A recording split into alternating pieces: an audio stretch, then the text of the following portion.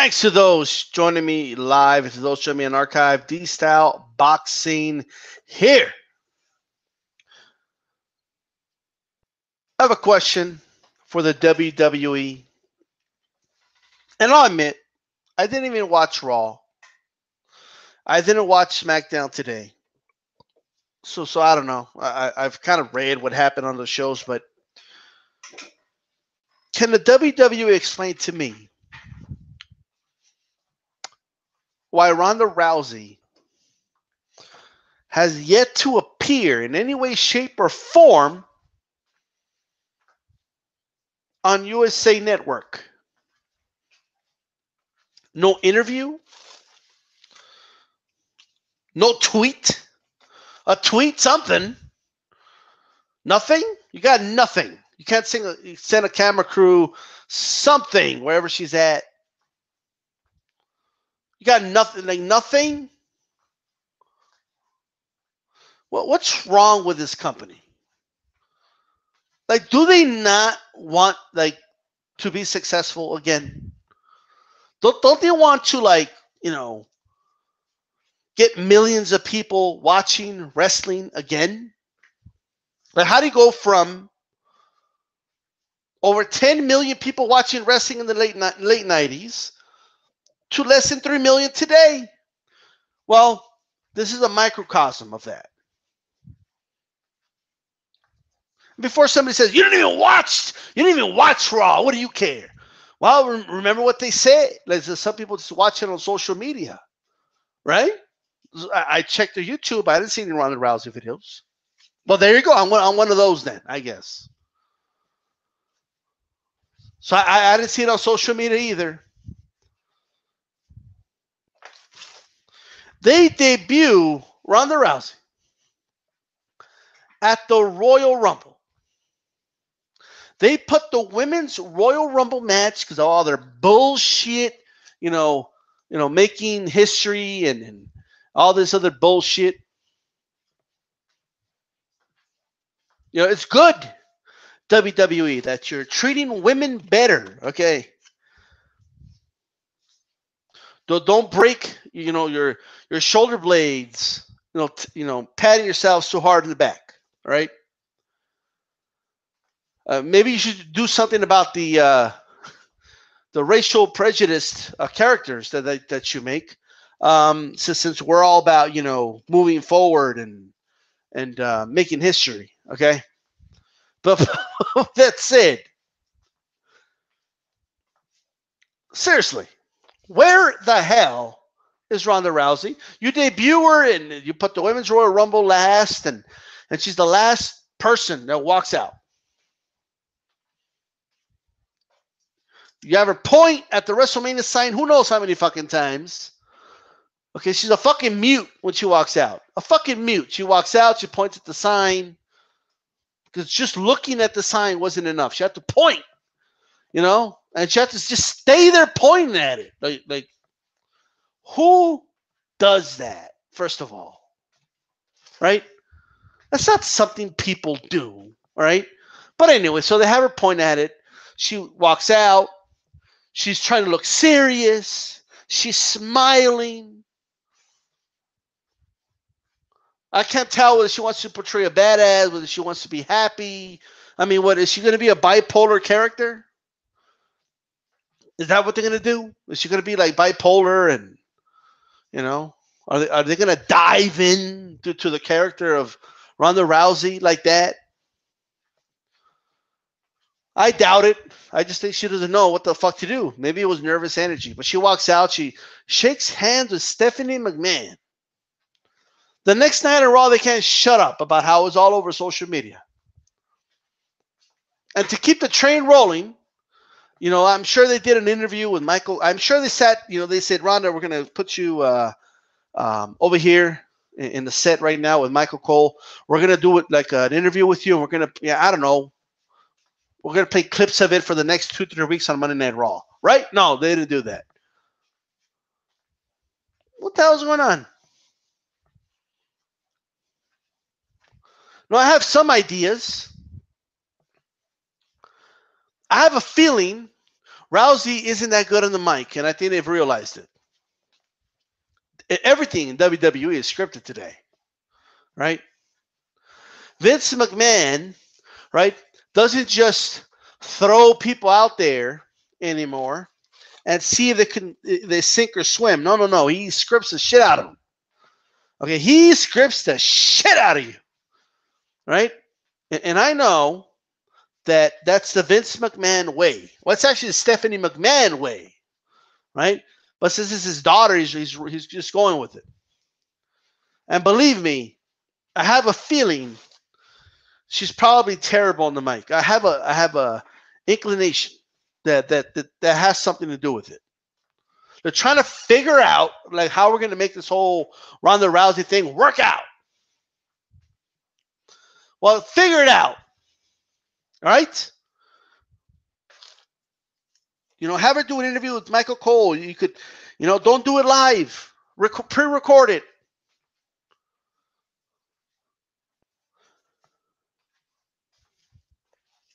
But something just tells me.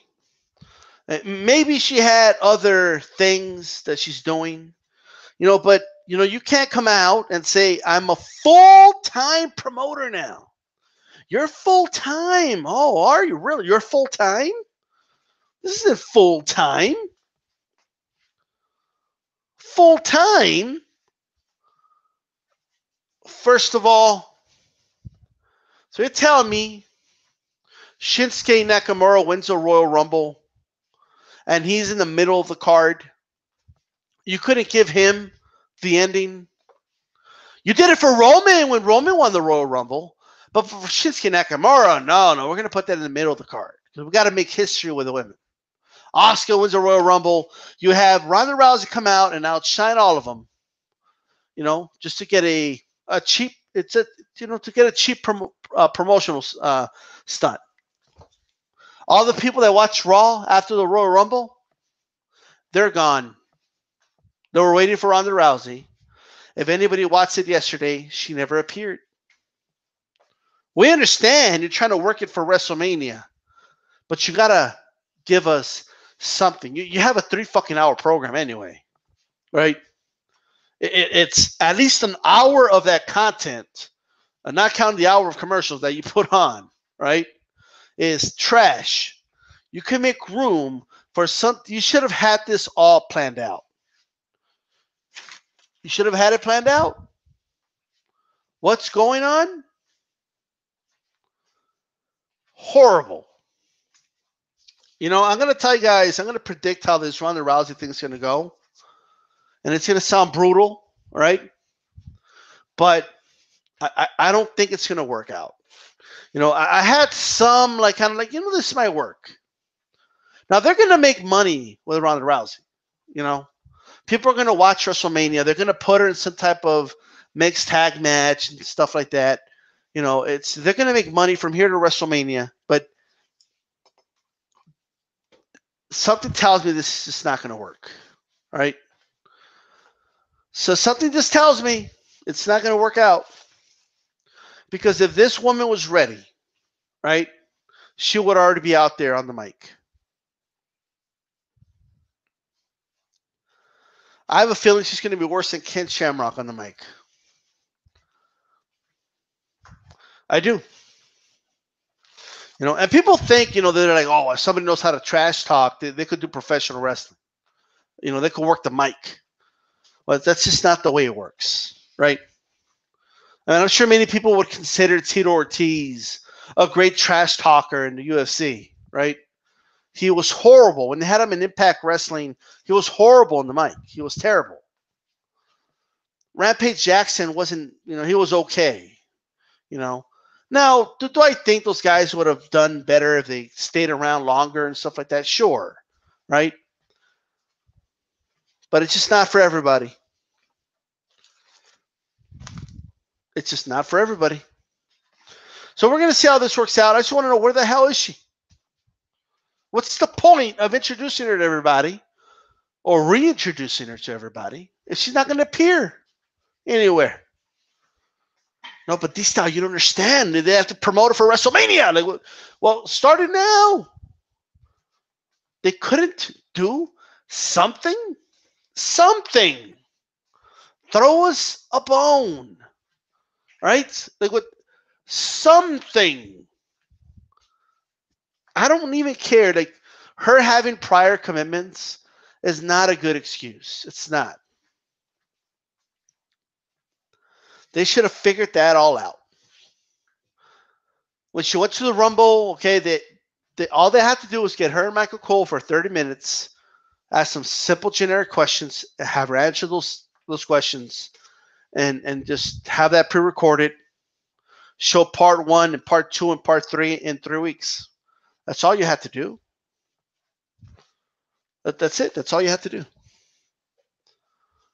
All right, so they dropped the ball.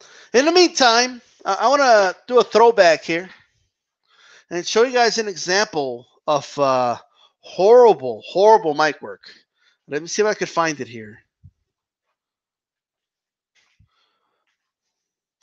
Let's see.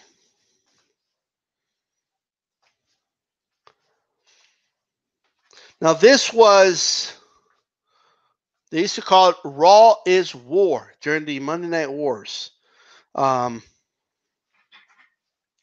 It was Ken Shamrock, Owen Hart, and Triple H. This was in the middle of 1998. All right, we're gonna listen to this. This is bad. Okay, and I'll even say this: Triple H was even a little bit of a dick. And if I was Shamrock, I would have beat his ass in the back. But Ken was a professional. He didn't do that. But I mean, holy shit, did he look bad here? So we're gonna listen to this. If you guys want to watch it outside here, you could just to give credit to whoever up. You know what? I'm not gonna give credit to whoever uploaded it. They don't own it. Okay, this is owned by the WWE. Okay, so the hell with the person that uploaded it, right? They got 10,000 views. I don't got to give them promotion. Hell with that. These things can do that. You don't own this shit. I go to the network and get this audio, right? But I listen to it. Ken, first off, congratulations, and how's it feel to be king? Well, actually, this was actually, just to give you guys context, this was after Ken Shamrock won the King of the Ring, which I felt was the right move. And as horrible as Ken, and to this day, people are like, why didn't Ken get a title shot? Or I don't know. I don't know if he ever had a title shot for the world title. I don't think he did, but he never won the title. And I always felt, and many people felt, especially during the Monday Night Wars, that they should have made him champion. Because you as a WWE could legitimately say that your guy in the shoot can beat the WCW champion. I think that would have helped them. But in the end, they won the Monday Night Wars anyway. But this might be one of the reasons why the push of Shamrock was never taken all the way. Okay? There's an old cliche. It's good to be king. Wow, Ken. Man, you're really showing us that mic work. Speaking of king, I've competed in many, many fights in my career, including the UFC, fights over in Japan. But I must say, competing in the King of the Ring has been one of the hardest things that I've ever had to do. And it's been a great accomplishment. Competing in the King of the Ring was one of the greatest things I've ever done. Let's just keep going. Speaking of accomplishments, speaking of great things, Rocky Maivia, The Rock. I've got to say, I've got to give credit where credit is due. Rocky Maivia, you showed me something that I haven't seen in you before. It's The Rock, idiot. you stepped into this ring, one-on-one, mano-a-mano, and did battle with me. I'm not saying that I agree with all the bullcrap that you did to me before that, like hitting me in the face with a chair and jumping me. No. That's not over. That is not over by no long shot. We still got things to deal with. But I will give you credit as being a true champion and a true warrior. Well, enough is enough. All right, so I don't even know if his interview was over then, but it looks like they sent. He was going to come out anyway, I assume. But just look how good Owen Hart is in the mic. Why don't you spare me your sugarcoating and your sucking up? You're out here bragging about winning the King of the Ring. Well, I won the King of the Ring too, and I'm a hell of a lot better king than you'll ever be. You're stepping into my court now, Shamrock, and you're talking about being in the zone? Well, if you got any guts in that spineless body of yours, why don't you step into my zone and my court tonight, and we'll find out who the real king is, me, the Blackheart. By the way, I do feel that Owen was definitely better than Mike than his brother Brett. Yeah, you'll find out it ain't easy to be a king. Well, you can sure talk, but can you walk the walk? I got one thing to say to you, Owen Hart. Actually, I got a couple things to say to you. I remember you broke my ankle a couple months ago. You want to step in the ring with me tonight? I said, king on king. Well, your challenge is on, but let me tell you something. You got one thing that you got to look forward to tonight, and that's nothing but pain. Oh, it's just, oh man, okay. Oh, wait a minute here. Now, so far, he hasn't been terrible. It's just, I don't know, that it was just so corny. Like, but I got one thing coming, and I want you to know this. Like, and let me tell you guys what I mean by this in the psychology sense, right? And before I get to, because it gets bad for Shamrock here, right? And if somebody like Ronda isn't careful, I mean, someone who knows what they're doing on the mic can really make her look bad, you know, like, but all Shamrock had to say, and it would have worked perfectly, right? Is, you want to come out of here and run your mouth, get in the ring right now. That's all you had to say. All right? That's all you had to say. Like, you were a super fight champion in the UFC. No holds barred champion. You know, like, you don't have to get in a battle of wits with an Owen Hart. Fuck wits. All right? Just tell him to get in the fucking ring. Like, shut your mouth and get in this ring. That's all you have to do. But it's going to get bad for him here. I mean, and I think some of you will see why Triple H did kind of do a little asshole move here. And you'll hear it when you hear it. Last year's King of the Ring, Triple H. Hold on. Before you girls get your panties in a bunch, listen up. Because I've got a couple of things to say. If you're talking about having a match to determine the King of Kings, not one of you can be considered the king until you step into the ring with me. You want to make this a three-way dance? And find out who is the King of Kings? Then let's get it on. Triple H was last year's King of the Ring. You girls up for it? Or you just gonna sit out here and talk about it? So what you're saying? So, but notice what Triple H said. He said, "Are you up for it, or are you going to talk about it?" Ken, you're the badass, bro.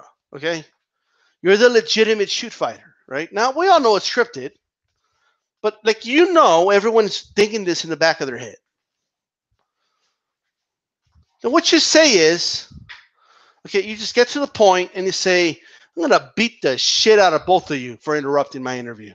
Now, that's all you had to say. But here we go. This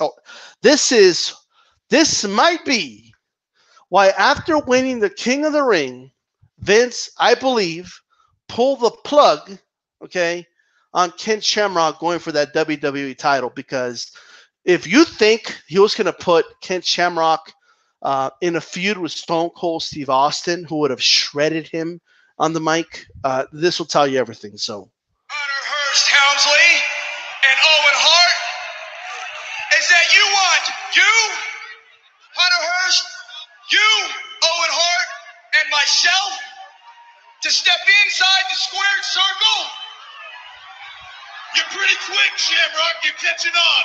Keep going. Occasionally, I catch on a little quicker, but sometimes I'm a little slow. But now that you're trying to step on my turf, something that I accomplished last night, and trying to take away from me, well, I'm going to catch on pretty quick.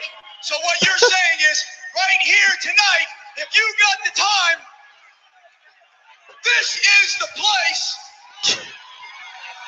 And you, both of you, enter into my zone.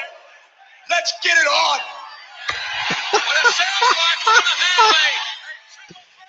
yo, you guys got to hear this again. The king until you step into the ring with me. You want to make this a three-way dance? Then find out who is the king of kings. Then let's get it on. Triple H was last year's king of the ring. You girls up for it? Or you just gonna sit out here and talk about it? So what you're saying, Hunter Hearst Helmsley and Owen Hart, is that you want Hunter Hearst, Owen Hart, and myself to step inside the squared circle? You're pretty quick, Shamrock. You're catching on. Keep going. Yeah, occasionally, I catch on a little quicker, but sometimes I'm a little slow. But now that you're trying to step on my turf, something that I accomplished last night, and trying to take away from me, well, I'm going to catch on pretty quick. So what you're saying is, right here tonight, if you got the time, this is the place. And you, both of you, enter into my zone. Let's get it on. Yo, so, man, was that a word salad? I mean, I was like, where are you going with this? Hold on. Like, so you two want to get in the ring with me? All right, you're on. Drop the mic. That's all you have to say. I was just, you know what I think? I think Shamrock was just trying too hard. I think that's what it was. He was trying to cut this badass promo, and it just wasn't. It was just overthinking it. Now, where I sit, and I'm sure you guys heard it, Triple H pulled that asshole move. He sees that Shamrock is struggling with the promo, right? And and he makes a little comment. Yeah, all right, Shamrock, you're catching on really quick. It was kind of snarky. And that was not part of the script. I could guarantee you that, right? And and it threw Shamrock off even more, because Shamrock knew it's like he lost his train of thought in the middle of the whole thing, right? In my opinion, what Triple H should have done was cut him off and just sit, and start walking closer to the ring and saying, "You're damn right, I want to face you in the ring, both of you." You know what I mean?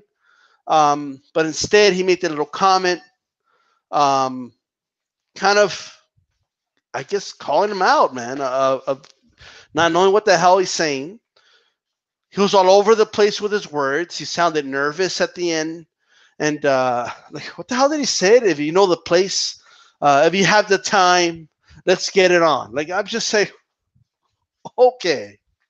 When he dropped the mic, like the crowd even, like I don't know if you guys heard it. Like there was some dude like yelling. I don't know what the fuck he was yelling, and they were just dead silent. And when he dropped the mic, he said, "Let's get it on." And he dropped the mic. They even did like a cheap pop, like they were glad it was over, right? Now this was Shamrock had other instances like this. Like, you know what I mean? He definitely needed work on the mic. You know, he just did.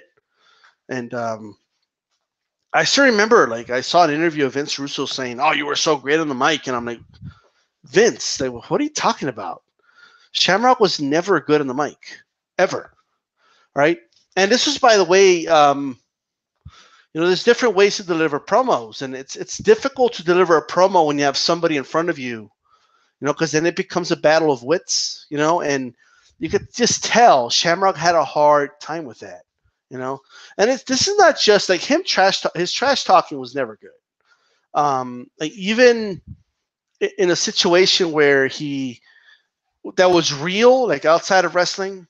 I mean, I still remember, what did he tell Tito Ortiz? Like, "I'm going to beat you to a living death," or like something like that.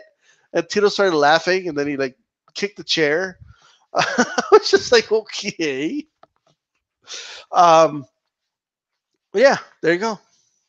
That's the, I would have been pissed about Shamrock, man, because even though, yeah, he's fucking up his words, but you're supposed to be helping each other out there. The show you're putting on is that you're against each other, but it was, the business was just a lot more cutthroat at the time. So, and you don't think Triple H knew? Like, Triple H knew that he was fucking up his words. I'm gonna throw him off even more right now, and then, before you know it, I mean, like, they're all battling for position. I mean, Triple H wanted that top spot. If he could cap those legs of Shamrock in the eyes of of Vince McMahon, then that's one less guy he has to compete with.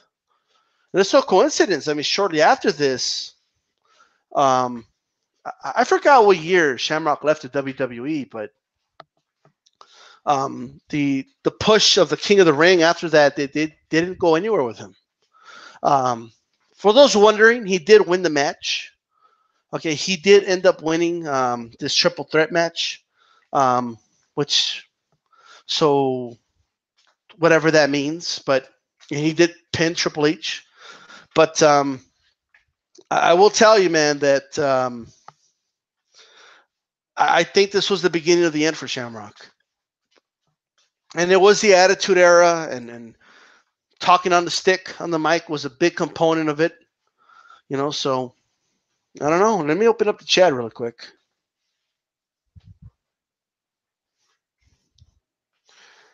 Let's open up the chat.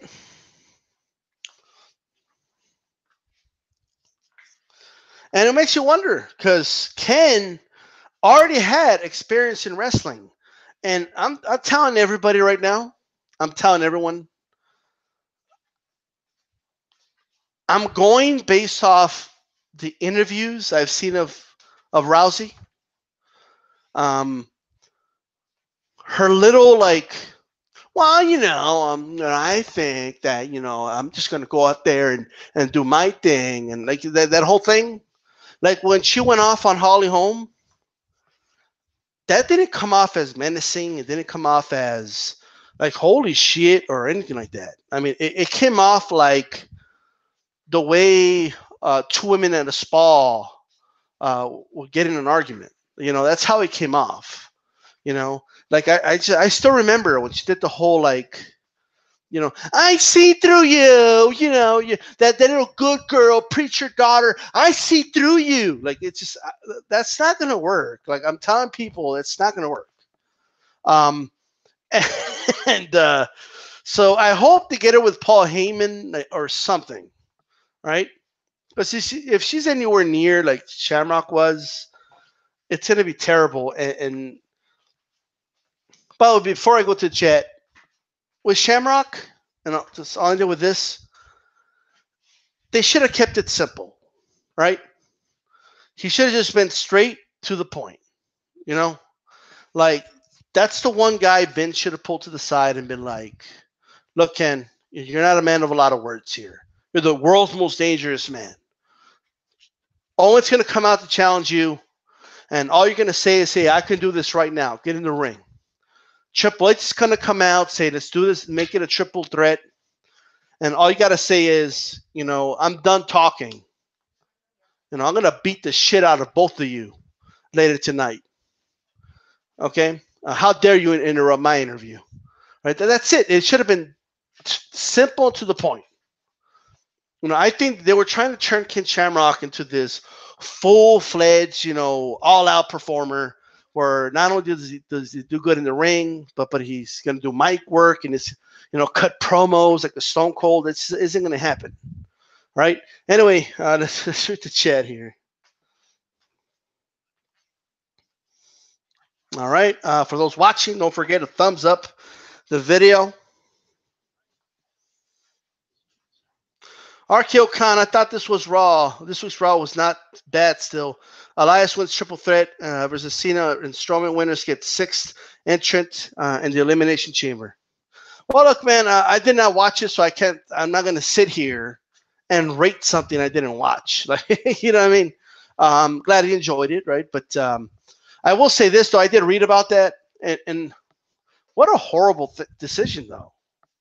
Like, first of all, why are they doing that if not everyone has qualified just yet? That's number one, And why wouldn't the guys that haven't had a chance to qualify yet not say something about that?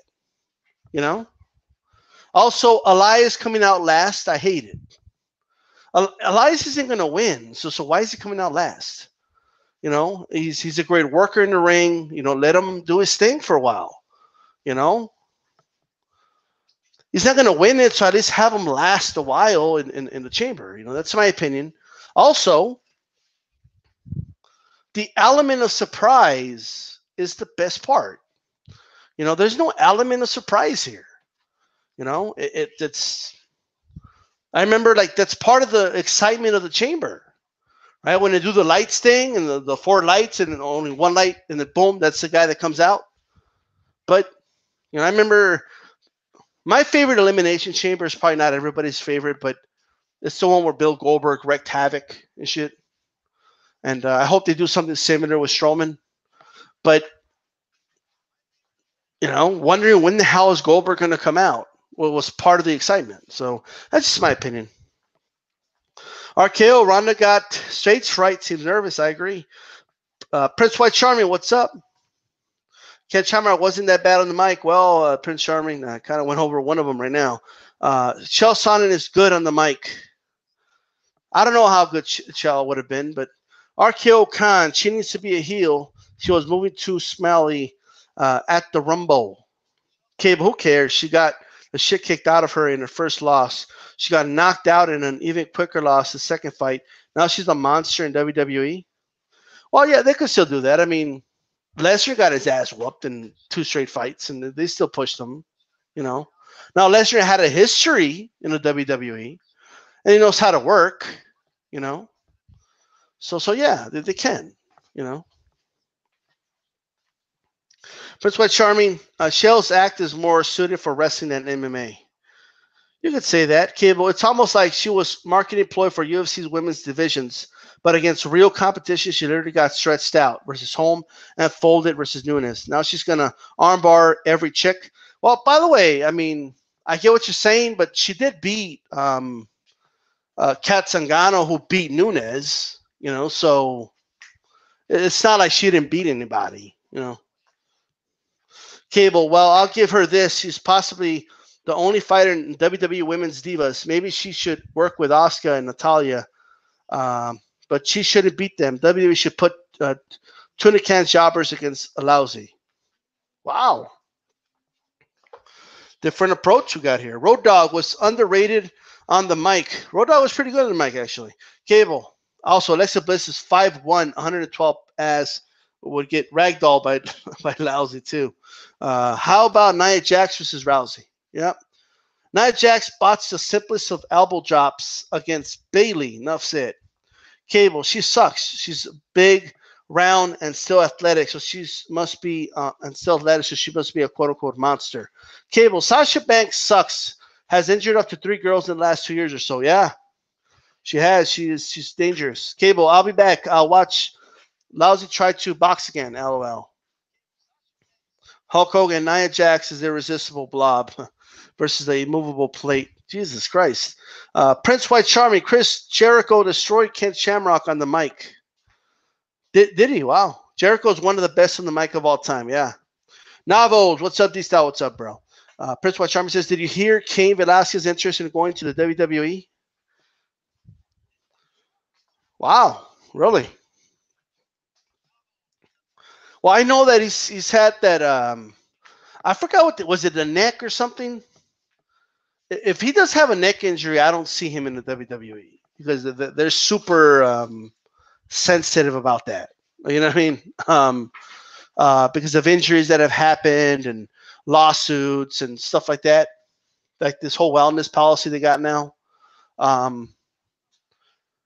But I don't know. I mean, I don't know. I don't know how Cain Velasquez would do in the WWE. You know, like people think like, well, he's a UFC fighter, he's believable. Yeah, but there's just more to it. Like, you know what I mean? It's not like if that was the case, any MMA guy could just go over and do it. You know, but hey. But no, I haven't heard about that. It's interesting. Kane would make Ken Shamrock look like Chris Jericho on the mic. Well, that's the other thing I was thinking. Like, how would he do on the mic? Like, what? Hulk Hogan, The Rock versus Ken Shamrock was his best rivalry. I'll tell you what, though, Ken Velasquez versus Lesnar would, get a lot of attention. I don't know how good that match would be. you know, just because you know how to fight for real doesn't mean you know how to put on a performance in a wrestling ring. It's two totally different things for obvious reasons. But in one, you're trying to literally hurt somebody, and one, you're trying not to hurt somebody. So it's different. The Rock versus Ken Shamrock was his best rivalry. I agree. Hulk Hogan, I was live at the SummerSlam with Goldberg. All right, gotcha. SummerSlam. Oh, okay, the Elimination Chamber. Gotcha. Alexa Bliss is a fitness instructor, not a fighter. I never seen Charlotte. Don't care for her some reason. Sasha has injured girls, period. Asuka was a monster in New Japan Wrestling, so I hear. I actually like Asuka, but WWE doesn't let her go, man. Did you see the wrestling match, the UFC fighter Colby Covington and some jobber named Tyquil Woodley? It was funny. I have to admit, and I hate Colby Covington. No, I did not. I did not see that. I did hear, for those that don't know, that Bobby Lashley, it looks like he's going to the WWE again. I wouldn't mind seeing Bobby Lashley versus Lesnar in some capacity.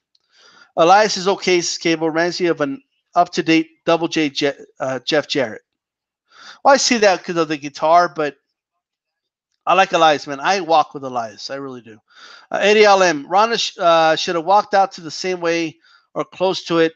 She used to walk to the cage. She's a bit of a silly-looking mean mug, but it's better to come out with as a serious badass. I agree.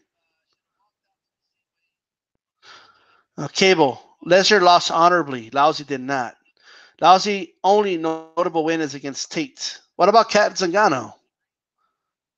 Cat Zingano beat the shit out of Amanda Nunes. So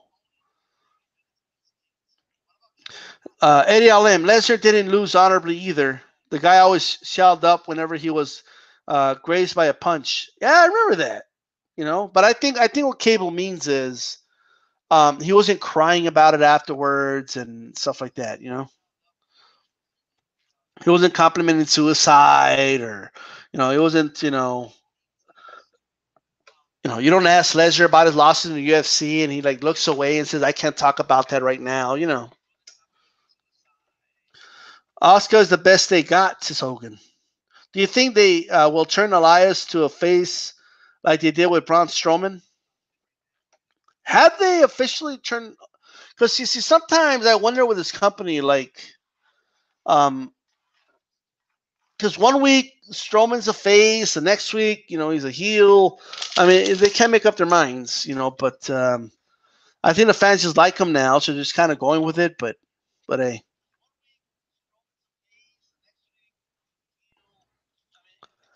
Asuka's the best they got since Hulk Hogan. She's good. She's really good. I don't know if she's the best, but she's good.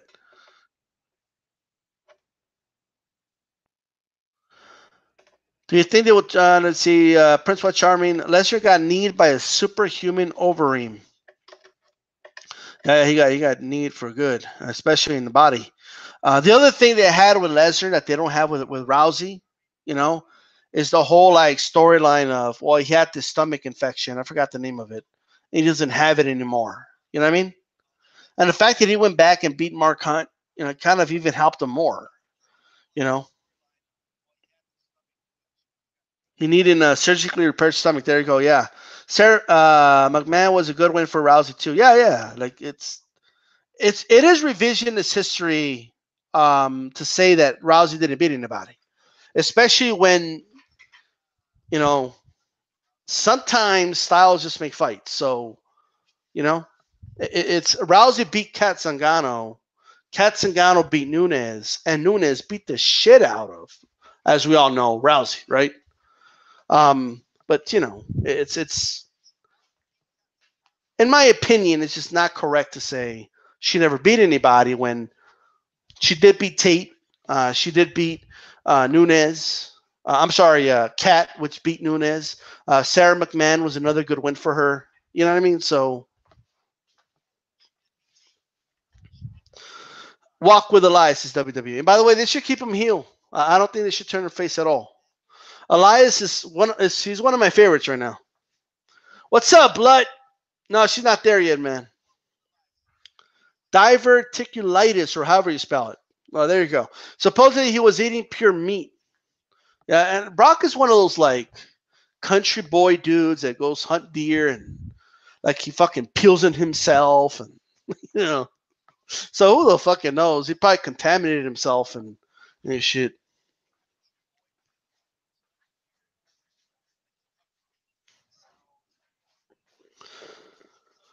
Hopefully it's not Roman Cena, as the last ones probably will be though. Man, that'll be horrible. Hello, that's what I mean. D style nice, laughing my ass off. Eddie LM. The bums that Rousey beat were Beth Carrera and Liz Carmel, whatever the hell you say. Yeah, Beth Carrera was a terrible win. I agree with that. I mean, she made Rousey look like fucking Mike Tyson, bro. Like, like that's what she started believing her own hype that she could outbox like a Holly Holm or some shit. Lesnar doesn't believe in eating veggies. He doesn't believe in it. Like, all right, eating your greens is important. There you go. Now she can be Flair. Woo! Says Blood Boxing Returns. Now I will say this. So at the end of the day, okay, I do believe that Rousey will be back in the UFC. I think that's going to come at some point. Whether she's successful or not, who fucking knows? But, if she came back to the UFC tomorrow, her next fight would be on pay-per-view and it would do good numbers, And so WWE basically, they're going to take that, and this is how I would book it. And I hear what a lot of you guys are saying, like, no, don't.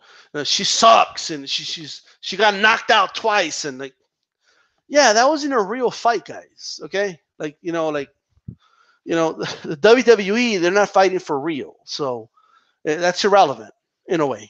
Okay, in the WWE, all that matters is your accomplishments. All right, like when Tyson went to the WWE, and no, I'm not comparing Ronda Rousey to Tyson, so don't get me wrong. But listen to me. You think they cared that he got knocked out by Douglas, and that didn't matter. It was freaking Mike Tyson. Okay, and he was the enforcer for the Austin versus Shawn Michaels fight. And then he became kind of involved in that, And the best part about Tyson was that when he would talk shit, like when they would do the press conferences, Tyson would talk the way he talks. Like he didn't try to cut a promo. You know, he didn't become a parody of a professional wrestler like Ken Shamrock did. He would just talk. Like, yeah, if any of these two guys cross me, you know, I have to do what I got to do. Or, you know, or when they asked him about Steve Austin, because Steve Austin was talking all this shit, like, you know, I conduct myself as a gentleman, you know, and he just, you know, he just talked like himself, right? No, he didn't go, you know, super in on any of them, okay, because he knew what he was. He wasn't there to, you know, to really beat him up, okay. But now I don't know if any guys have ever searched this. By the way, you know when Stone Cold when like Mike Tyson goes to Raw and Stone Cold walks out of town, this is my ring, and he gives Tyson them 2 middle fingers. Like, go back and watch that. When Tyson pushes Austin, right? I swear to God, man. Like Tyson's soul almost like came out of his body. All right, like he looks so contorted in midair. I mean, I think he felt the power of Tyson. I will say that. He pushed him back so hard, and Tyson's not. I mean, Austin's not a small guy. He's like 6'2", almost 6'3". You know, like 230 some pounds, and Tyson like pushed him. I don't know if it was the hardest he could, but I think if you pause it in that second and you look at Austin's body, it's just, man, that was a hard push, bro. Like, I don't know if anybody told Tyson, like, you don't have to push him that hard. Like, if just do the push and he'll sell it for you and he'll go back, you know? Like, but there you go. Here's some of these comments here.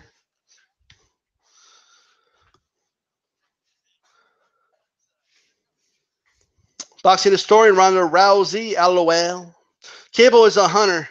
Lesnar is a hunter. He lives in Canada to prove it now. Right. I remember when he was in the Stone Cold podcast, and I mean, he didn't like when Stone Cold asked him about wrestling. He was like, whatever. Like the answers were short, and you know, but when Stone Cold started talking about hunting, like his eyes lit up. Like this is what Lesnar loves. And started bragging about how they got all the big deer over there, and he didn't like to go hunt because Stone Cold was telling him, you know, well, when are we going to go hunting? You know, these two motherfuckers like, oh, we're going to go hunting, you know, and Lesnar's like, well, I'm not going to hunt in Texas. They have little deer in Texas. You got to come up to Canada. And Stone Cold was like, no, we got big deer in Texas, and they're all in Canada. All right, Bloodboxing WWE will help her stay active and popular. Yeah, she'll stay active, she'll stay popular, she'll stay relevant. And whenever she's ready to go back to the Octagon, she'll go back to the Octagon. And you know what? Believe me, before they let her go to the Octagon, Vince is going to make sure she puts somebody over. That's all that's for her. Maybe next year's WrestleMania, I could almost guarantee you she's going to lose to somebody, right? So, and before she goes to UFC, if she wins a match there, then she'll stay even more relevant, kind of like Lesnar. So there you go. Hulk Hogan, and this should change how the Universal title looks to something different. The Universal title is horrible. What else can I tell you?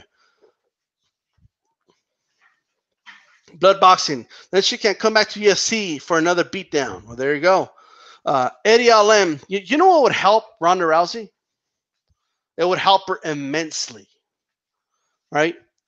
If right now Kat Zingano wants a fight with Amanda Nunes, if Kat Zingano were, let's say hypothetically, if she were to beat Amanda Nunes and become the UFC Women's Champion, then the active Women's Champion would be somebody that Ronda Rousey already beat. You see? ADLM, she got killed twice. People kill me with that shit. As if Holm and Nunes wouldn't murk everyone on that MMA roster as well. Beth Carrera, bum ass, would smack them around too. All right, but boxing saying hi to Big. Is Big Brian the boxing historian? I didn't even know that. Change your name, bro. I thought that was boxing historian, like from. Hey, blood. You remember the boxing historian? That one dude from England. That's who I thought it was.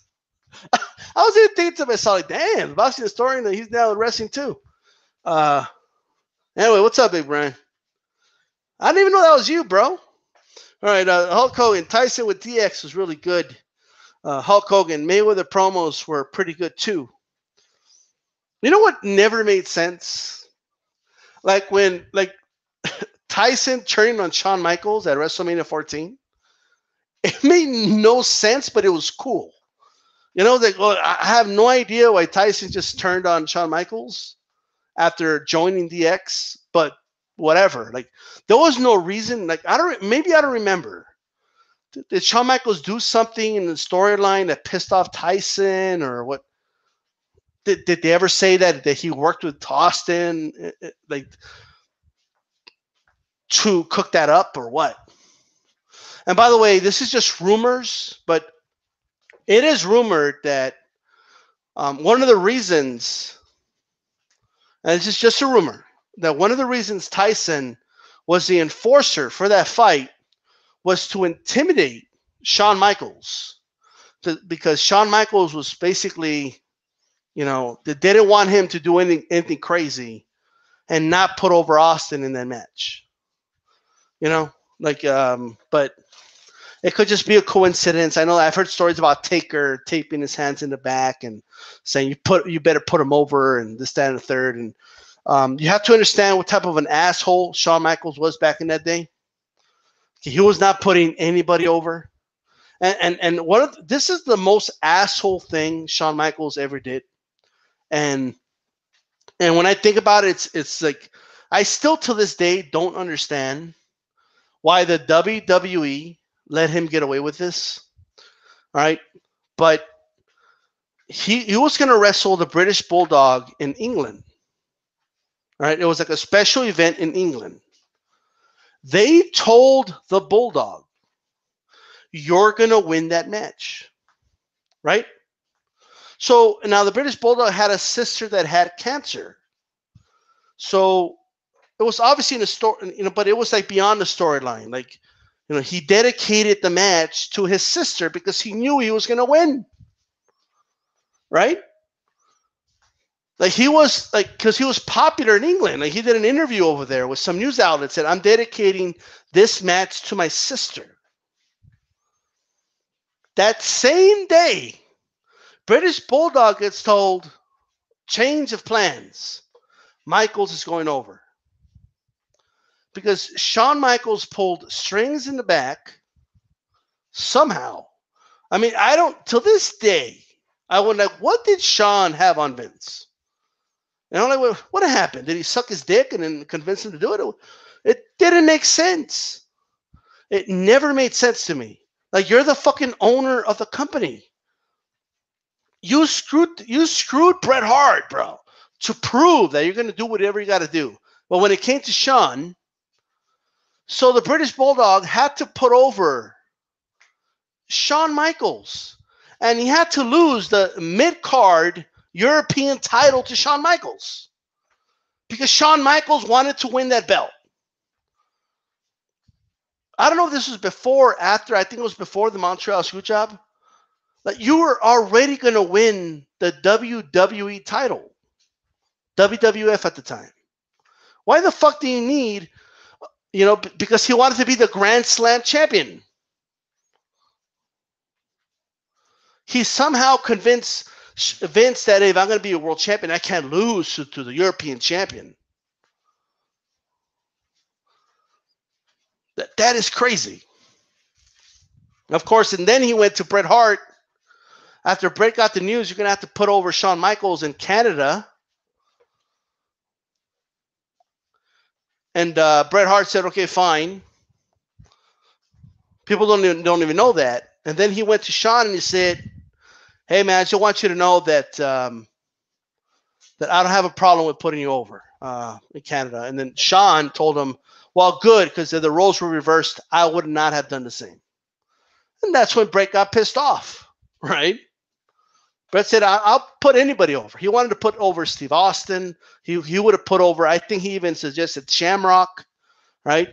He said, I'll put anybody over, just not this asshole, right? And then that's when they had to do the whole Montreal screw job. That's a whole nother story. But that story of what happened with Davey Boy Smith, the British Bulldog, till this day, I mean, every time I see the WWE promoting like cancer awareness and all this shit, I'm like, holy shit. Do all these cancer awareness, people know about this story? And I think she was in the audience too. And yes, it's all a show, so it's not the end of the world, right? But even if it's a storyline, but they're dedicating a match to you, and to your sister or something, and she's dying. Yes, it's a performance and all that, but it's still like a salty taste in your mouth. It's kind of like a band dedicating a song to you, and somebody fucks up the song at the end or something. Like the singer falls flat in his face or something like that. I mean, that's kind of what it is. But anyway, I do think that it might have been a shock. And if you think about it, to Sean, right? When Vince proposed to him, like, yeah, well, so this is what we're going to do. We're going to bring in Mike Tyson to be the special guest enforcer, for your match with Austin at WrestleMania. Now, you don't have to say anything else to Sean, right? If you try any funny business, well, just saying. But anyway, who knows? Who knows? Okay. Till this day, when Sean was acting up like that, I would have put him in the ring with Ken Shamrock. I would put him in the ring with Shamrock, and I would have said, you're going to lose to Shamrock tonight. Right before he walked out to the curtain. You're going to lose to Shamrock. And if you don't want to put on a show, it's going to be a shoot. Now go out there. There you go. But I don't know. He had a Vince liked Sean, though.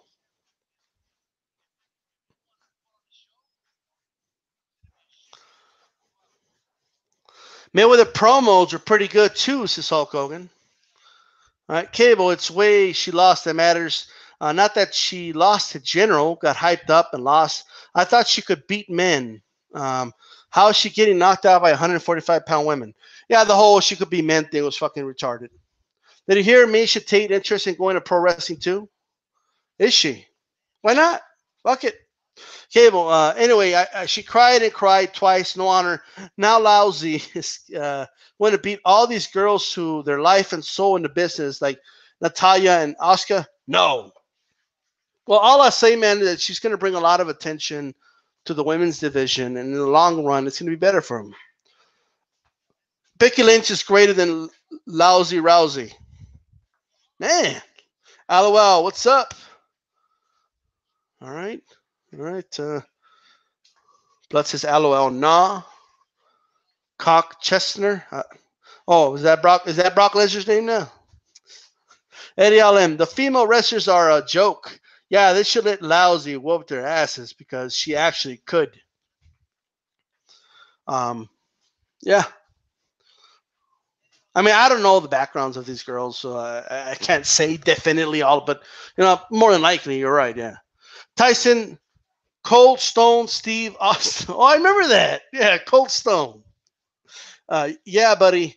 Read the post above. You're too late with that. Thanks. Come again. Lousy is garbage. Prince White Charming, D-Style, did you think Goldberg was good on the mic? He was okay. But here's the thing, Prince White Charming. They never had Goldberg go out there and cut this long promo and all that. And I think Goldberg knew his limitations. So the what's next thing worked. The silent thing worked for a while. And you know what? The best mic work I've ever seen Goldberg do was when he came back this last time. Because he was genuine and stuff. And it was just like I remember like when Raw went off the air, I actually went to see because Goldberg was gonna address the crowd and he called his son to the ring and when he told people, "Hey, this is not part of the show, but I just want to thank you guys." Like, I'm like, where was that Goldberg? I'm like, where was that guy in the mic? What the fuck's going on? And I think what happens is that when guys want to cut a promo,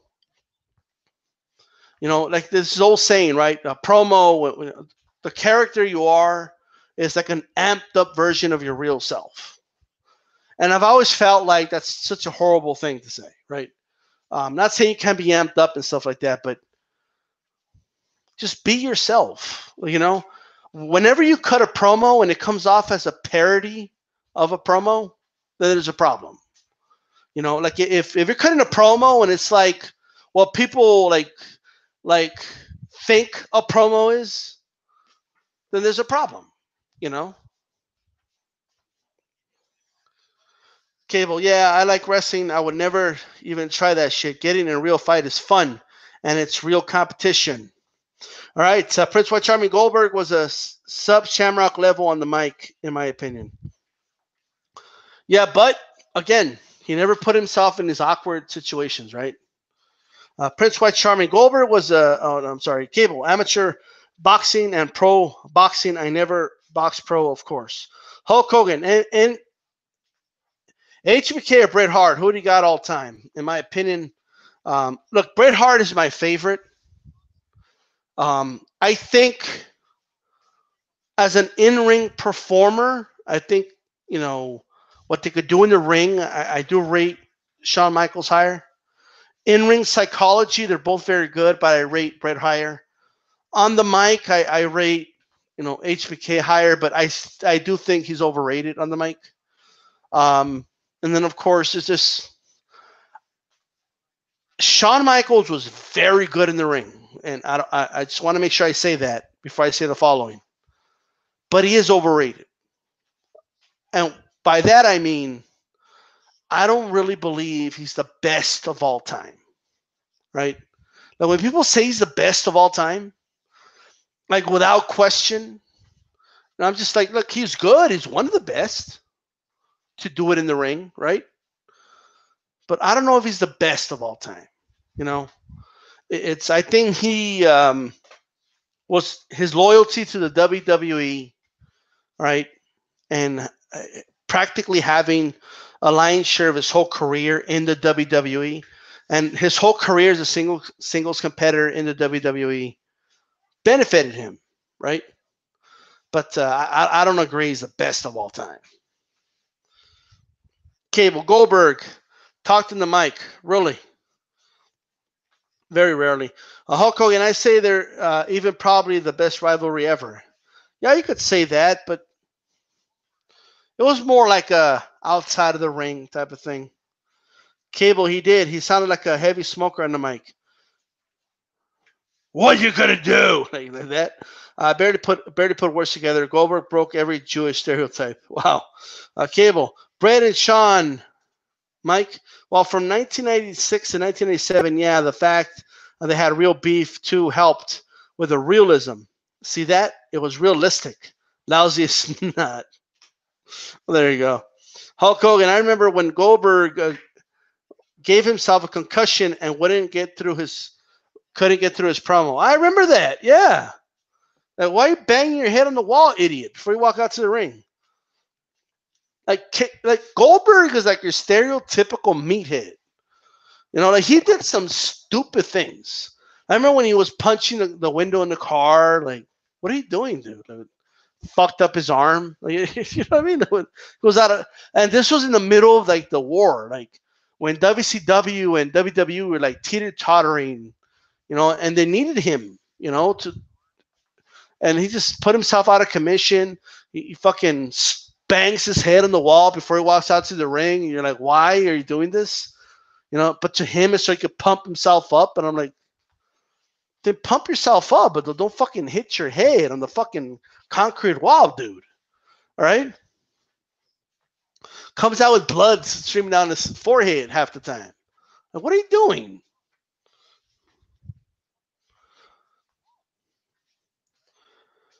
All right.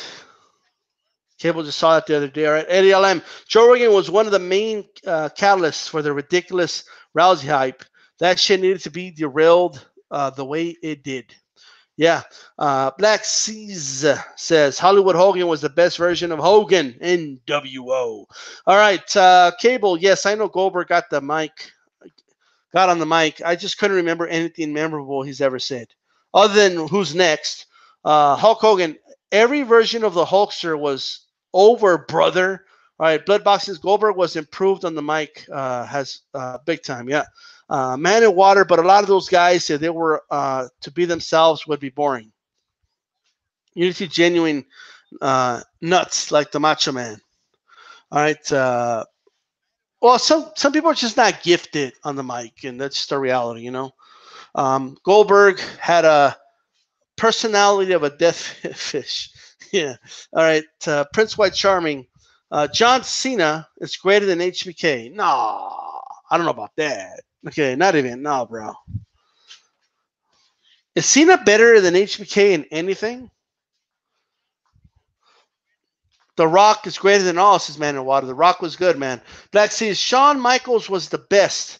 Best combo in personality and actual athletic skill. Most only have either or. Shawn had both. Shawn was good. Hulk Hogan, Cena over HBK. Good joke, brother. Prince White Charming. Mojo Rawley is like Goldberg in jobber form.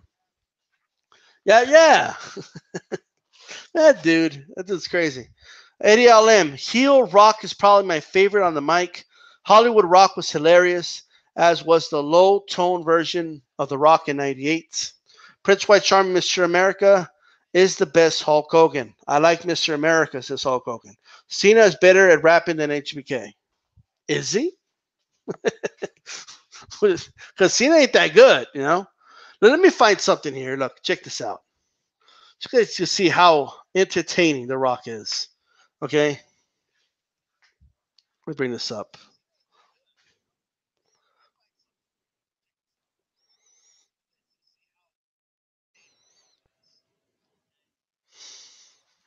And this is actually where I believe they got the idea for Elias, but hey.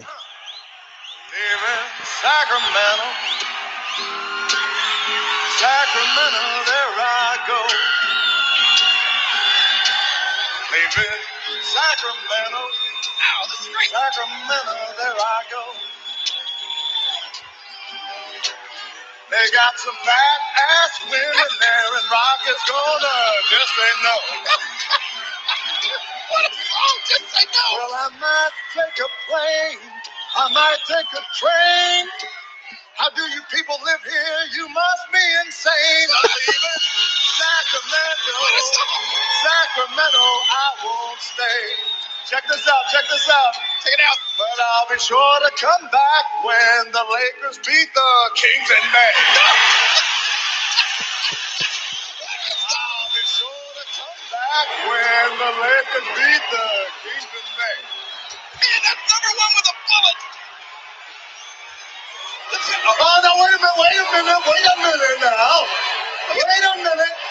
Austin jealous. Wait a minute. Hey, don't get mad at The Rock because The Rock's good friend Shaquille O'Neal called him the Sacramento Queens now. Yeah. You know what's great about that is that he knew how to be a heel, right?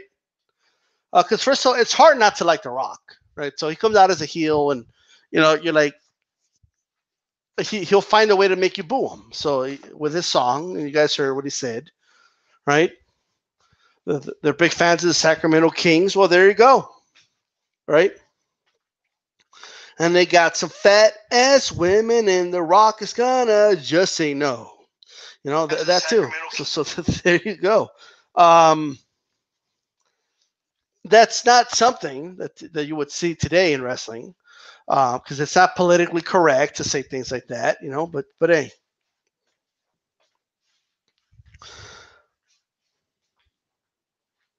let's see, where am I? Kurt Angle was a better rapper than Cena. The Rock got popular from being a heel. The Hulkster versus HBK was a classic since Hulk Hogan.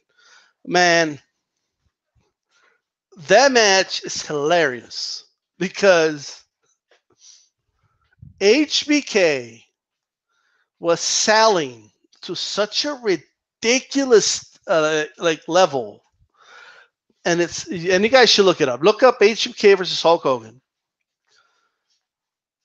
and Shawn Michaels is being so ridiculous in that match. And it's even though he lost the match, he didn't really lose, right? Because the fans kind of understood what the fuck was going on, you know. I guess Shawn was mad that Hogan didn't want to work a program with him. You know, like Shawn wanted to win a match, and Hogan could win a match, and Hogan could win the third match. And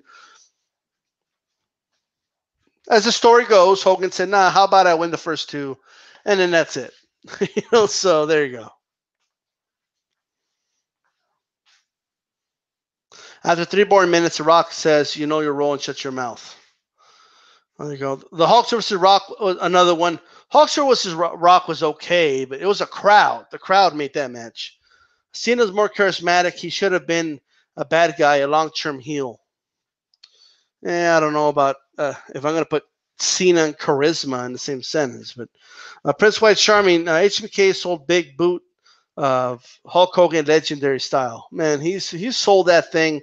And you know what's funny is that I don't think Hogan knew what HBK was doing. I don't think Hogan knew. I think Hogan thought, like, oh, he's making me look like $1 million. He's making me look like $1 million here. You know, like, damn, like Shawn Michaels is making me look like a badass. And I think he probably figured out later, like, oh, that's what he was doing. You know, but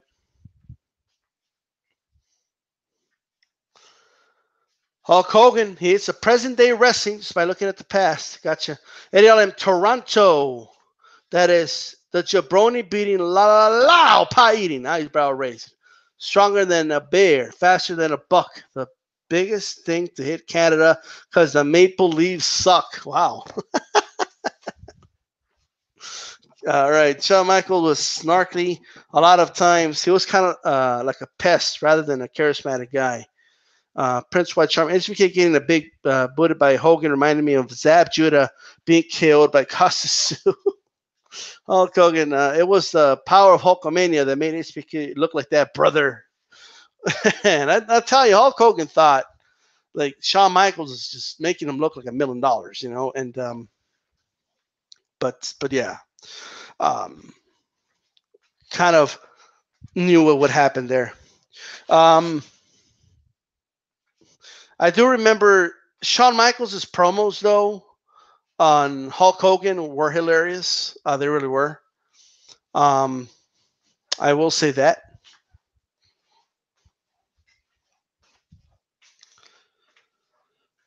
The Rock heel, Eddie LM says, the Rock heel promo in Toronto is the best in my opinion. He fed off their hates and trolled the fuck out of them. The Rock was great on the mic, man. The Rock is up there, in my opinion. He's up there with any of them on the mic. He's really good on the mic. And as a heel, as a face, although he wasn't really, The Rock wasn't that different as a heel or a face. Like, you know what I mean? Like it just a little bit of a different approach, but it was basically the same guy, you know, but it worked. It worked nonetheless.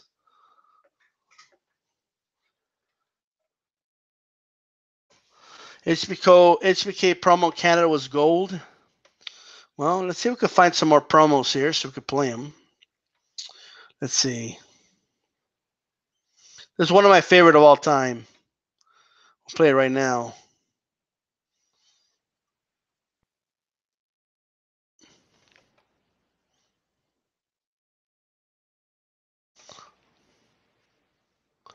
This is one of my favorite promos of all time.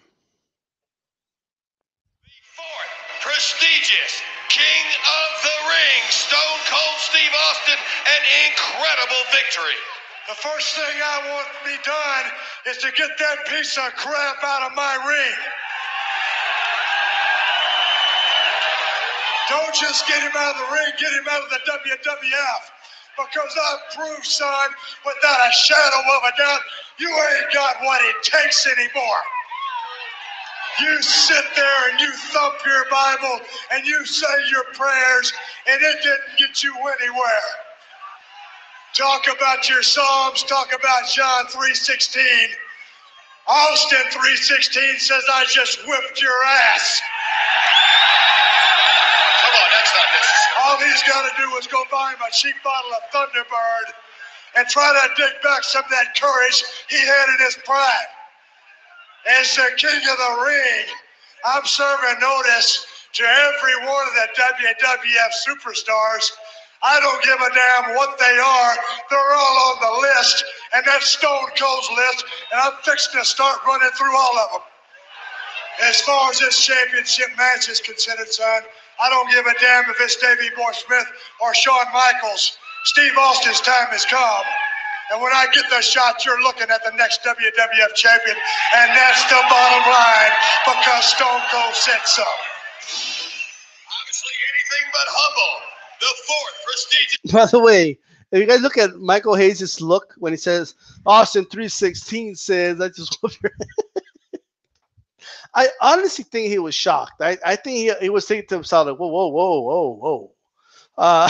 But and to put context, Jake the Snake had this whole like he found God character thing, you know, and he had cut a promo, I believe anyway, that you know, he has faith that he's going to win the King of the Ring, and you know, talking about John 3:16 and stuff like that, and then Austin cut that promo, man. You know, that's not, and by the way, that wasn't scripted.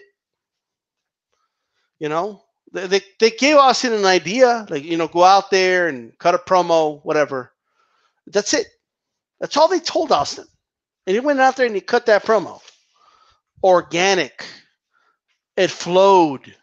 It doesn't sound like this because he's not trying to remember what Vince McMahon told him to say. Like he just cut the promo, right? And by the way, at the time, the whole, if you guys caught it, and that's the bottom line because Stone Cold said so, it still hadn't caught on, you know. People weren't, you know, saying it with him yet, stuff like that. But like, damn, Austin was unbelievable on the fucking mic. I mean, this dude was a beast on the mic, right? And the thing is that you could have a Mike Tyson or freaking Ken Shamrock, and he would have cut a promo, and if how could you not in the back of your head wonder like, damn, this guy has the balls to say this shit, you know? Like, it is insane, right? But what are you guys? Some of you guys' favorite promos, anyway?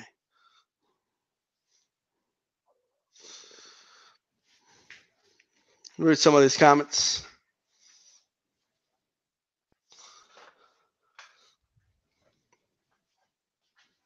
Val Venus had hilarious promos.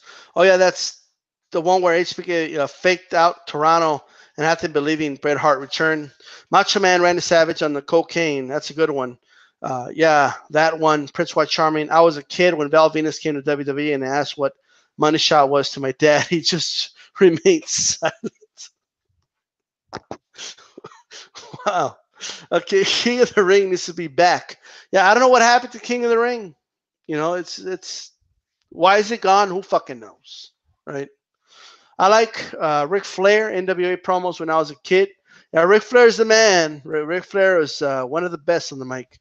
But Cable, The Rock promos as badass Billy Gunn is two of his best. Thunderbird, LOL. I'm thinking it's like a cheap liquor, right? I don't know. Hulk, The Rock promo on the internet about Cena explained everything. You know what? This is one of my favorites too. Check this out.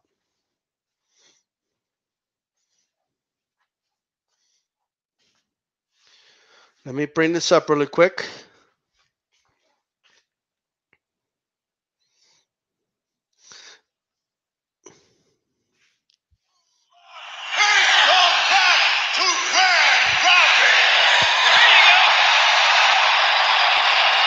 By the way, I'm looking at the title,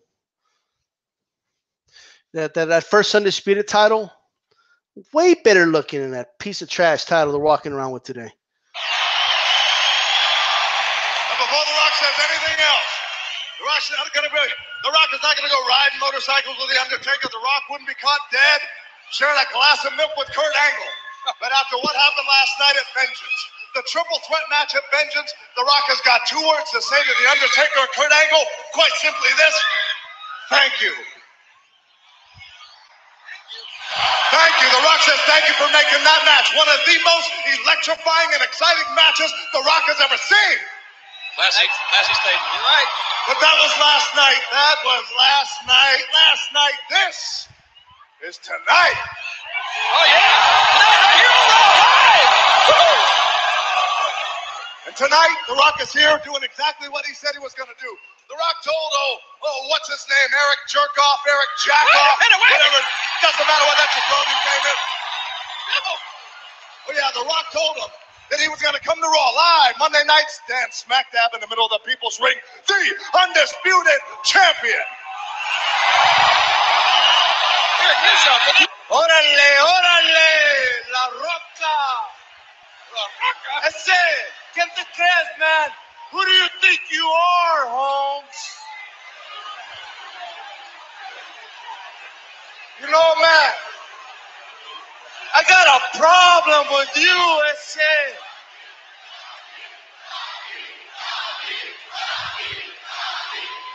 Fans are let me know who The Rock is. You see, hey, yeah, I'm talking to you, Rock.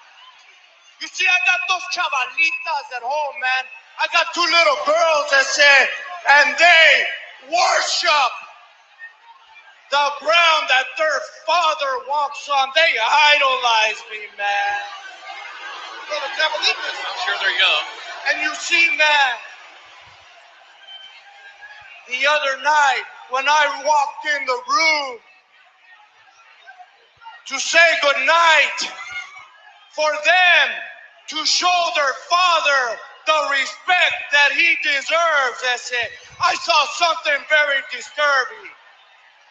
See, I looked in their wall, and not only did they have a picture of me, but right next to that picture was a poster of El Rey Alacrán, The Rock.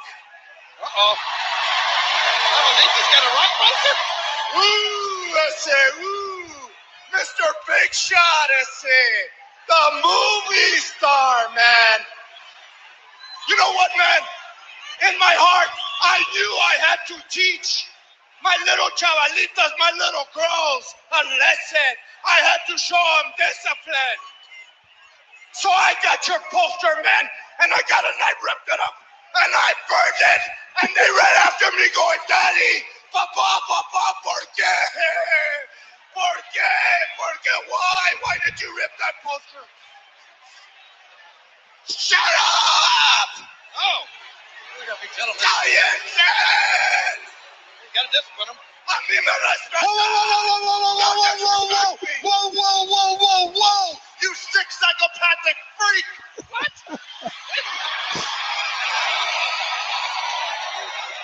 Man, what the hell's the matter with you? You actually talk to your kids like that?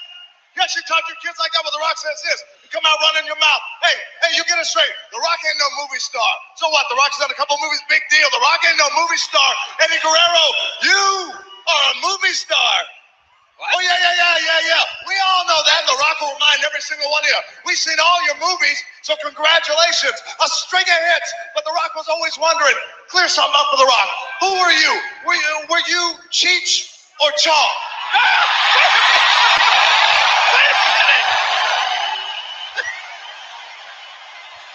Oh, boy. I say, you know what, man? That's exactly what I'm talking about, Holmes. You don't respect no one,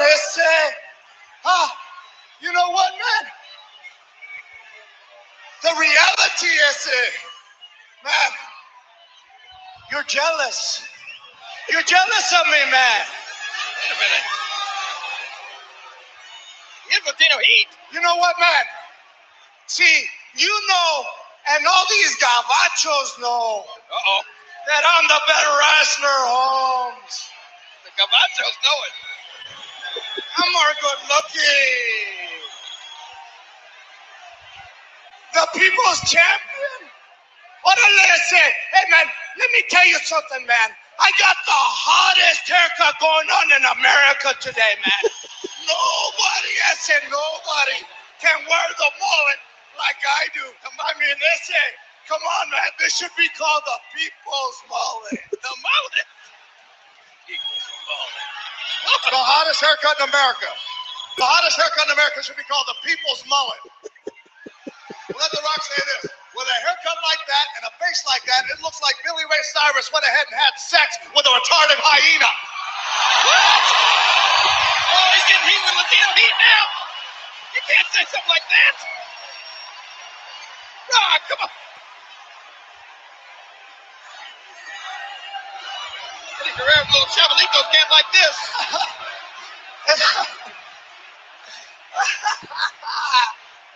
They say you're funny, man. Oh, man, you're real funny, man. You know what I say? I'm tired of getting disrespected. Tonight, I said, just like I taught my kids a lesson in respecting their father, I said, I'm going to teach you a lesson in how to respect me. And it starts tonight, I say. All right, so it goes on. But anyway, that was a little long, but I did enjoy that a lot, this promo. By the way, if you notice, it's obvious that Eddie Guerrero's a heel here.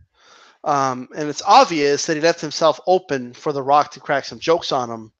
But that's the job of the heel, right? Especially when he's in there with somebody as witty as a Rock, and he's the face, and he's the crowd favorite and stuff.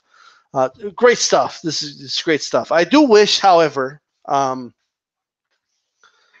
was not a fan of the whole essay, and that is like so stereotypical. Like it really is.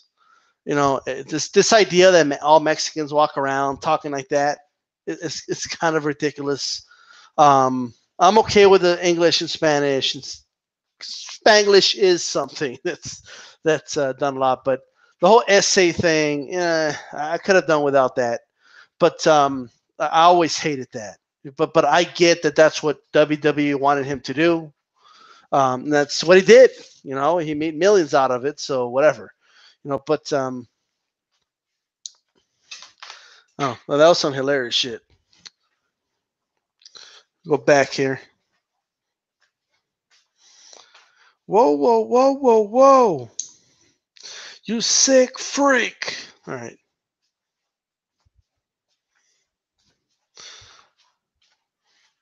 Paul Heyman is not a wrestler, but he can work the mics, says blood boxing. Yep. Ric Flair would always say, sit down, fat boy. Yeah. Austin was venomous on the mics, says Cable. Yes, he was. The Rock promo on the Cena on the internet about Cena explained everything. Yeah, Rock shredded him, man. He really did. When Rock cut that promo saying real men can see how much of a phony you are, right? I mean, that he shredded Cena. Eddie Guerrero has some of the best mic skills as well. Blood boxing, yeah, he remembers this. Eddie is my top 5 favorite wrestler. Yeah, Eddie was great, man. He said his daughter was a Rock fan. Yeah. R.I.P. Eddie. I agree. I just noticed that Eddie talks like someone from L.A., but he's Texan. He's actually from El Paso, Texas. But that's obviously a lot of wrestlers that aren't white, and by the way, Vince does it with white wrestlers as well. They're like from the South, or like he would have white wrestlers come out like as a hillbilly, or like, you know what I mean? So he does do this a lot. If a guy's French, like he makes him like look like a stereotypical French guy. I mean, it's insane. Like, with Eddie Guerrero, Eddie was so good in the ring and telling a story in the ring. And when it was time to get serious, he was very good. But and the comedy, he did have some funny shit. I could have just done without the whole essay thing, but whatever. He's playing a character, but that's all Vince. That's what he did to impress Vince. So He kind of balanced it a little bit, but and I'm not even going to get started on, you know, African American wrestlers and the stereotypical gimmicks he would give them. So it's a long history in the WWE, and something that I till this day I don't see him fix. So I keep hearing about how the women's revolution and this, that, and the third, right? You know, how about the normal stereotypes revolution? You know, how about that? You know, but Vince, he just lives in a bubble, man, and he has this stereotypical way of thinking. So what are you gonna do? I mean, this is the same company that if a wrestler had a southern accent, I mean, they would try to coach them to not sound southern. I mean, which is ridiculous, right? Like, but yeah, it's the same company.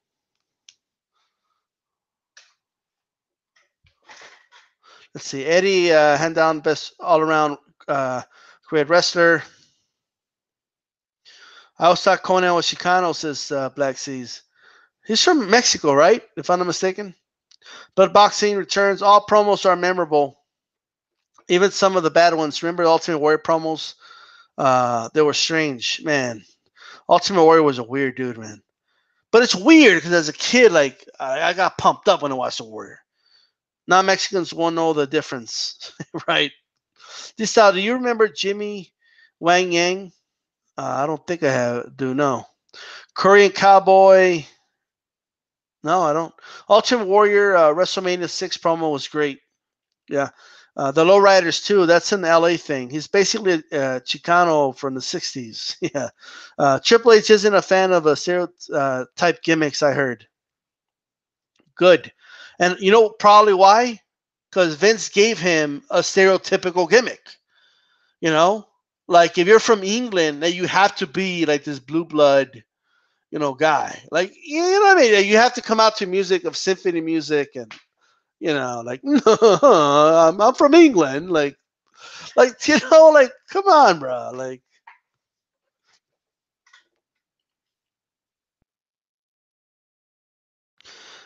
Conan is Cuban, actually born in Cuba. Interesting.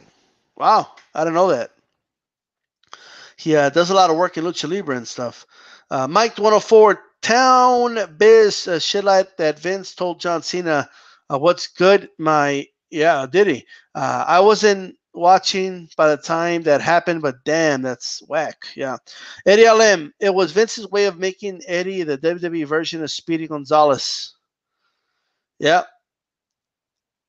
Alice and Leroy Brown had decent characters. Yeah, yeah, yeah. I still remember when Farouk, first joined the WWE, and they had him in this horrible, like blue outfit. I'm like, dude, this is a former NWA World Champion. Like, what are you doing?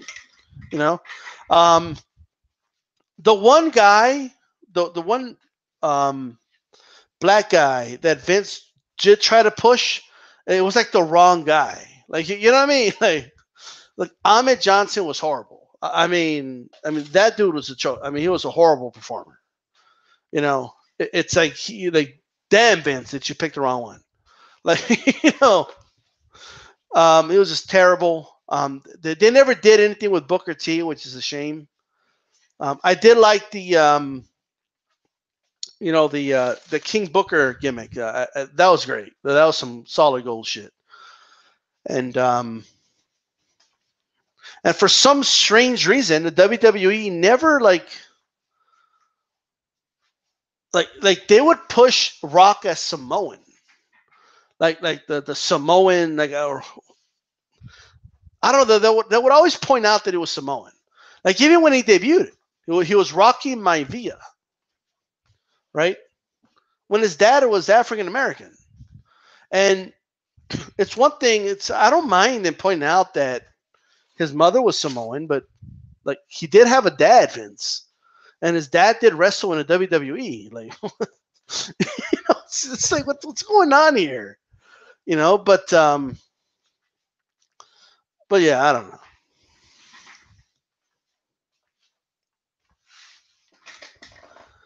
Zeus and Booker T too. Yep. I remember Zeus, man. It was a terrible movie though. That No Holds Barred movie. I'm surprised Vince hasn't made Nakamura a team with Funaki. Man, Vince. I know Vince has these crazy ideas already. You know, it's the creative team needs to get Vince. He's gonna fuck up this Nakamura thing. It's gonna happen. I'm just waiting for it to happen. I hope it's after WrestleMania at the very least. But man, he's gonna fuck it up.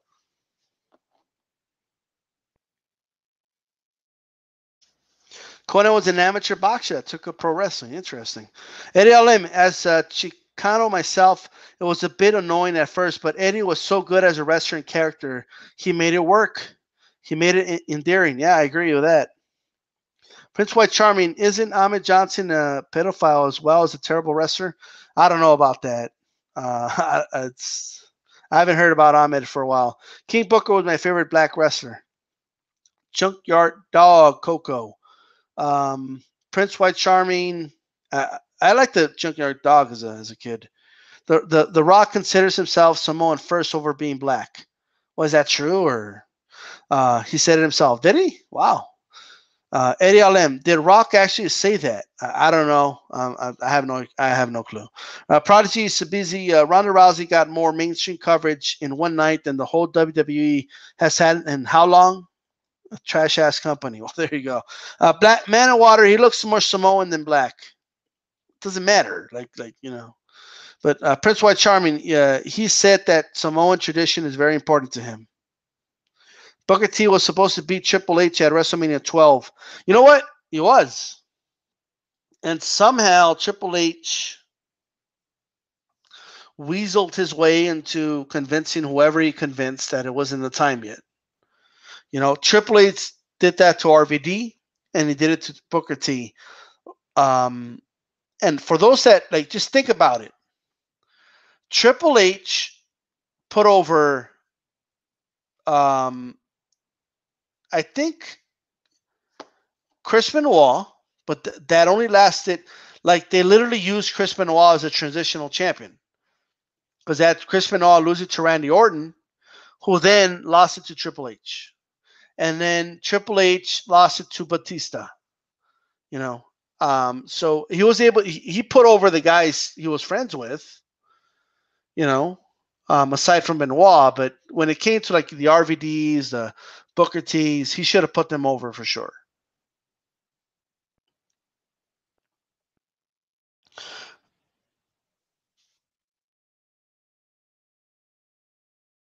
Well, you guys are getting to the whole like he doesn't look black. Like, what does that even mean, right? Um, he doesn't look like Rikishi. I can tell you that right now. he didn't look like Yokozuna. You know, like. But anyway, Hulk Hogan. I heard Booker T wants to beat up Corey. Oh, I want to talk about that. I'm glad you brought that up. No blood. You're supposed to say The Rock says. Piper had mic skills too. Yeah. Piper spit. Rock looks black too, but his Samoan features are. Look, I'm not gonna get it. Look, when people are mixed, or mixed. All right. He went to my old intermediate school in New Zealand way back. Never thought of him. Yeah.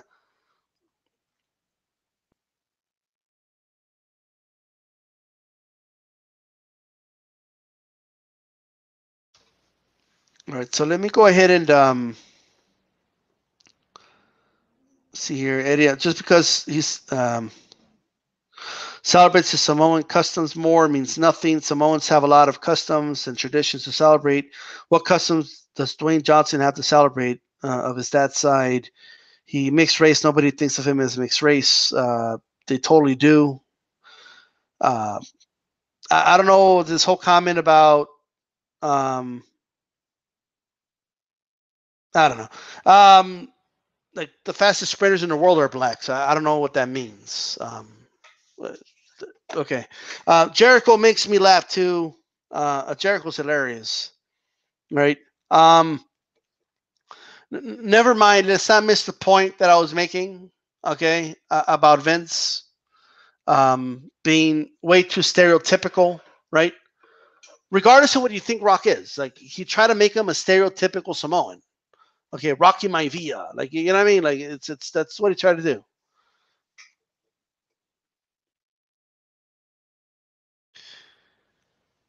So The Rock is actually, he's got some Canadian in him. Interesting.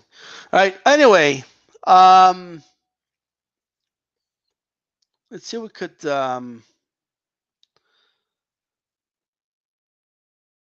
do one more promo here.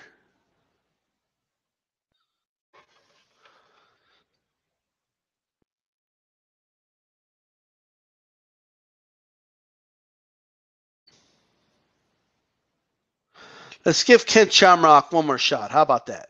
Okay.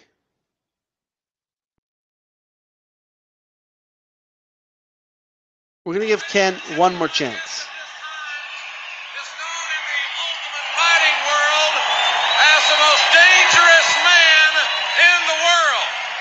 Please welcome to the square circle, Ken Shamrock.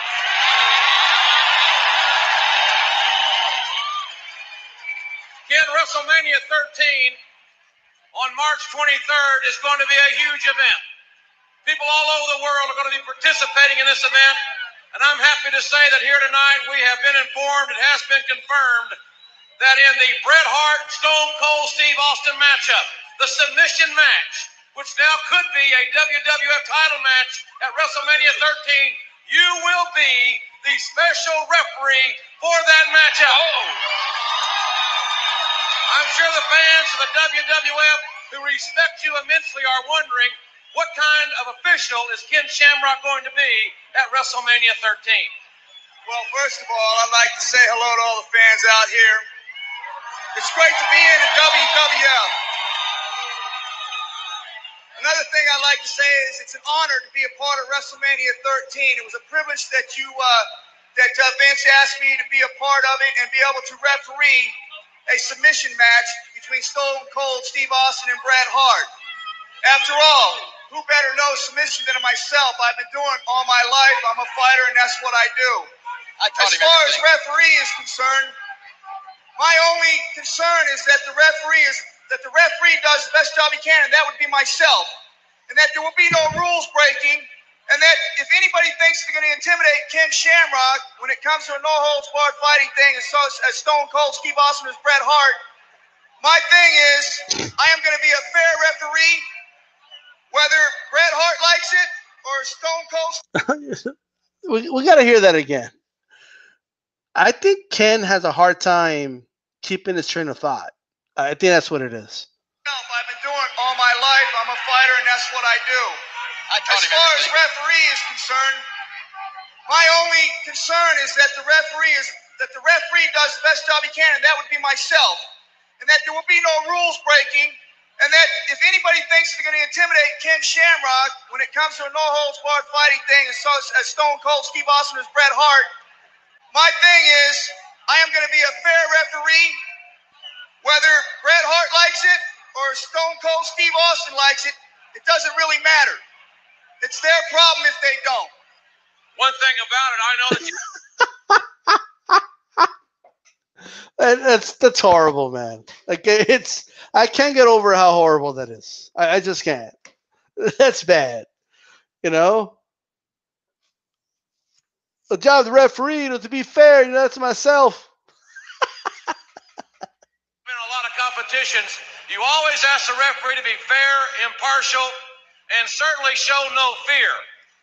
I think we can all agree that Ken Shamrock is not going to show any fear in a very tough situation at WrestleMania 13. Have you given more thought about the rules of this match? They seem to be very simple and straightforward. Well, you know, it's shut your hole, Rock. Just shut your hole, son. Because you can sit there and say it's an honor for you to be a part of WrestleMania 13. You ought to consider it an honor that I don't come out there and stomp your little guts in right now. I don't know what the hell Bret Hart's doing to get all these title shots, but I think it's a complete bunch of BS that he gets a title shot before WrestleMania.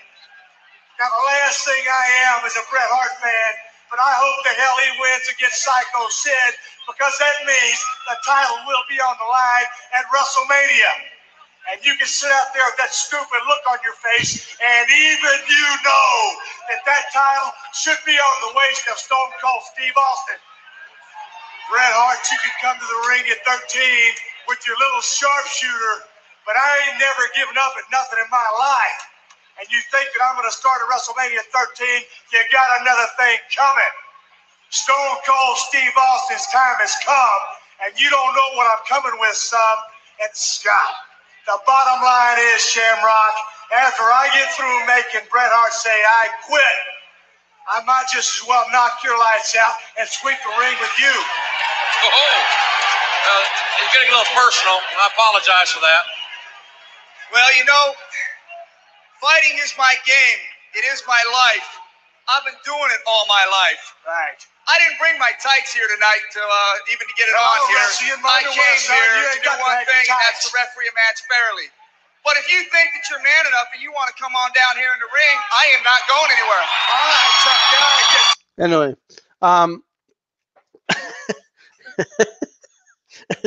that's all. I think I had enough of Kid Shamrock cutting promos. One of these days, it's kind of hard to remember what he says because like they're not like coherent sentences. So it's man, terrible.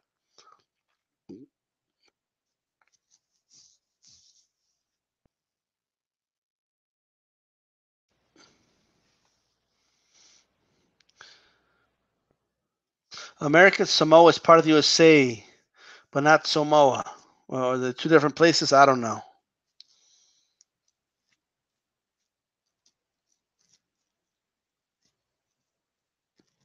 So I guess probably just saying Samoa is better than American Samoa. Eddie Alim, there's mostly Tongans rather than Samoans where I live. I've learned to use the term Polynesian a lot more often now. Polys or fobs, okay. That was Shamrock, asked Man of Water. Yes, that was Shamrock. Sounded like some nerd in the crowd. The Bay has a lot of Pacific Islanders in general. Right? You guys are talking about some shit I don't care about, to be honest.